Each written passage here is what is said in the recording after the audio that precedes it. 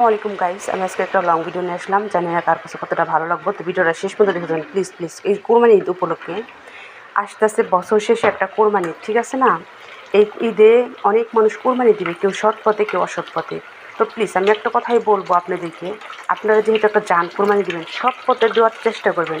বেশিরভাগ মানুষই মানে ঘুষ খায়, মদ খায়, গাঁজা খায়, ওই সমস্ত টাকার মানুষই কিন্তু গরিবের হক আত্মসাৎ করে ওই সমস্ত মানুষই কিন্তু কোরবানি দেয়। কিন্তু আপনাদের কোরবানিটা জায়েজ হবে না। আপনারা কোরবানি দেবেন কিসের জন্য? আপনাদের মুরব্বীরা মারা গেছে তাদের মানে কবর মানে তাদের জন্য, কিংবা আপনাদের সম্মানটা বাড়ানোর জন্য, কিংবা আপনাদের যিনি সমাজের মানুষ ভালো করে, না না না। আর আপনি ঘুষ খান, মদ খান, ওই টাকাতে আপনি কোরবানি দিবেন, ভাই পাপ করতেছেন। আপনি একলাই করেন, আপনার টাকা দিয়ে আর অন্য 10জন মানুষের মাংস খাওয়ায় কিসের জন্য পাপে ফেলাইবেন? ঠিক আছে না? কারণ আপনার পাপটা আপনিই থাকে। আপনারা কোরবানি দেওয়ার চেষ্টা করবেন সৎ পথে, হালাল পথের টাকা দিয়ে, ঠিক আছে? যেহেতু আপনারা অসহায় মানুষের খাওয়াবেন, গরিব মানুষদের দিবেন, তাহলে কেন আপনি সাথে আরও 10জনের পাপের মানে দায় করতেছেন? আপনার মাংস টাকায় তো আরও 10জনের পাপে লিপ্ত হইতেছে, ঠিক আছে না? এখানে একটা কথা আছে, আমরা যারা কোরবানি দিব, কোরবানিটা কিন্তু আমরা যাদের সামর্থ্য আছে তারাই কিন্তু দিবে, সামর্থ্য যাদের নাই তারা কিন্তু দিতে পারবে না। তার মানে কি, যাদের টাকা পয়সা আছে তারাই দিতে পারবে, ঠিক আছে না? তাহলে এটা কি, আমরা তো মানে যাদের যাদের টাকা পয়সা আছে তারা কিন্তু অনবরত অল টাইম আমরা মাংস মাছ কিনা খাইতে পারতেছি।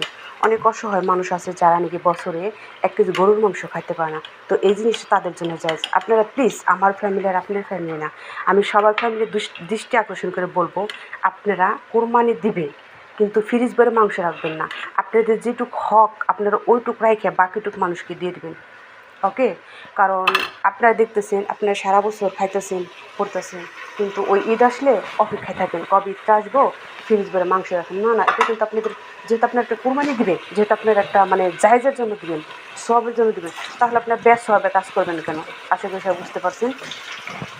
আর নিজেদের যে বাঘটুকু তো রাখতে হবে না, নিজের বাঘ, সমাজের বাঘ, কিংবা একটা আত্মীয় স্বজনের বাঘ, নিজেদের থেকেও অন্য মানুষকে, অসহায় মানুষ যদি আপনার বাড়ির পর আসে তাদেরকে দেওয়ার চেষ্টা করবেন।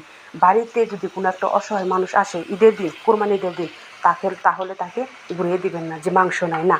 আপনার যে ভাগটা আছে ওইখান থেকে এক পিস দিলেও কিন্তু সে অনেকটা সন্তুষ্ট।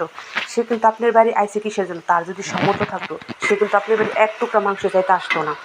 আর আপনি বাগে থেকে 1 টুকরা মাংস যদি তাকে দিয়ে দেন, আপনি কিন্তু কমবে না। অতএব আপনি আল্লাহর কাছে খুশি হইবেন।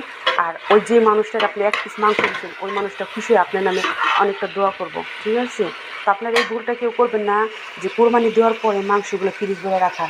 যতটুকু পারেন মানুষকে দেওয়ার চেষ্টা করবেন। আর আপনার যেই হকটুক আপনি ঠিকই রাখবেন। সবাই ভালো থাকবেন, সুস্থ থাকবেন। আল্লাহ হাফিজ। সৌদি আরব প্রবাসী, মানিকগঞ্জের মেয়ে। বাই।